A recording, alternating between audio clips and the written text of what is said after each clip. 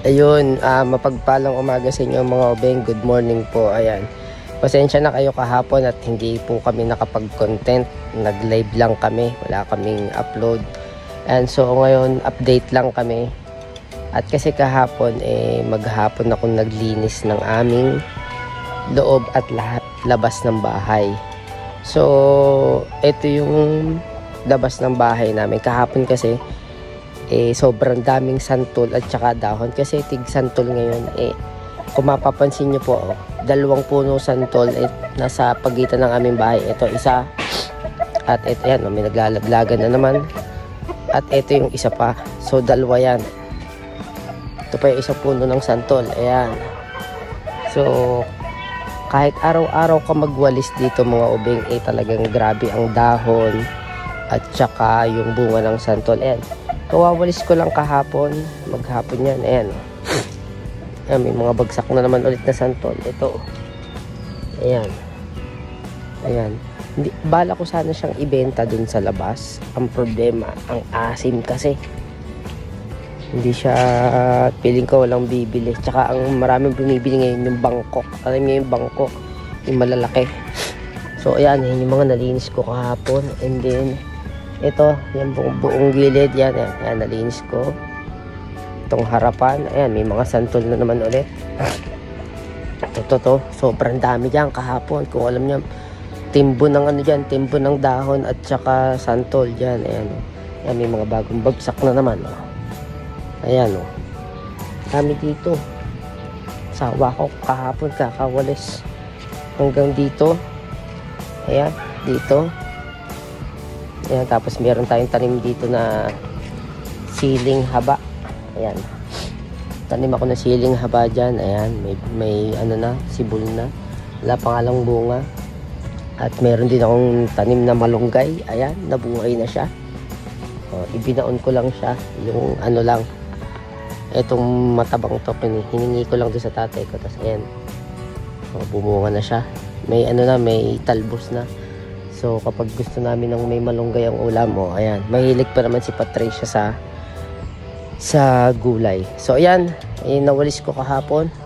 Sobrang kalat yan, napakadaming santol, bunga ng rambutan na naglaglagan, dahon.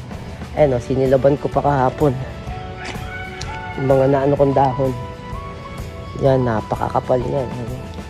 Hindi pa siya masyado lahat na silaban kasi may kasamang lupa. Ayan, ayan. Yan, so at ito rin na isang pinoproblema namin. Yan yung aming CR, nakapatong lang po yung bubong niyan. Ayan, gusto ko na po mapagawa, nakapatong lang yan so puro tulo dun sa CR namin. Pansamantala nakapatong lang yung yero, nabulok na nga. Nag-iintay lang kami ng budget na okay para mapaayos ko na yung bubong ng CR. Gusto ko na ipapako talaga yung may kahoy tsaka nakapatong lang po kasi yan, pansamantala lang. So wala pa po kasi kaming budget at alam niyo naman po na si Patricia naggagamot. Ayan, nung kahapon ay nung isang araw kabibili ko lang ulit po ng gamot niya. Good for 100, good for 1 month bumili na ako. So tapos ayun mga ubing, may balita ko sa inyo na akala ko po kami ay magkakasupling na, magkakaanghel. Kasi si Patricia po ay hindi nagkakaroon, yung pala delay lang siya kasi tuwing katapusan po ng July yun nagkakaroon na. Tataka kami, 2 araw na wala pa. Tapos ayun, kagabi after ko maglinis dito sa bakuran namin, sa harapan at likod, sa gilid, bigla po siya nagkaroon. Sobrang sakit po ng kanyang puson ngayon, kaya hindi kami makapag-content. Kaya kung mapansin niyo po minsan pag nagko-content ako lang, lalo na kapag po galing sa atake si Patricia. So ito po yung kanyang gamot na binili ko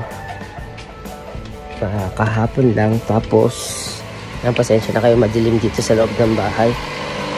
Ayan, so ito yung nabili, isang araw lang. Hindi pala, Hindi pala 60 pieces itong nabili ko. 40 pieces lang pala. Sorry. 40 pieces lang po pala. Ayan o. Nakalagay 40. Ito yung iniinom niyang gamot. Maintenance. So, ito ay bali ko lang isang buwan lang. Kasi after maubos nito, need ko po ulit magpa-reseta. Ayan. Kasi mahigpit po yung gamot niya. Under daw ng, pagkakalam ko, under ng PDEA yung ano niya, yung sa gamot niya. Pag nga po nabili ako nito, iniintay pa nila yung pinaka-license. License na sa drugstore na binibilhan namin, yung lisensyado na magbigay nito. Kumbaga pag ibinenta, siya lang ang may karapatan na nito. Sobrang higpit po ng gamot na ito kasi sa utak po ito eh. Ayan, so marami po, may nagtatanong po kasi na ano daw po ang sakit ni Patricia, bakit daw PWD. May nabasa po ako kanina. So ito yung tanong ni Mama, ito yan, no. Ayan yan. So siya po ay may sakit na epilepsy, nagsi-seizure siya. So kapag po siya napagod, sobra lungkot, sobra sasaya, at ano pa ba ang nagtitrigger sa kanya, yung mga ilaw-ilaw, mga LED lights, yan bawal sa kanya yan. At saka pag ginulat, ayan, pag ginulat siya, yun na, magtitrigger, aatakehin na siya. So kaya iniiwasan namin yung mga ganun na bagay sa kanya. Kapag nakikita ko sobrang lungkot niya, lagi ko siyang pinapasaya. Pero hindi naman yung sobrang saya, yung parang kasaktuhan lang. Kaya ayun, minsan kung mapapansin nyo sa content namin, minsan ay ako lang. Kasi nga minsan ayan, galing siya sa atake. Hindi ko naman siya mayakag sa content, sa vlog, ganyan. Kapag okay na siya, yun, doon nyo makikita nakakasama ko siya.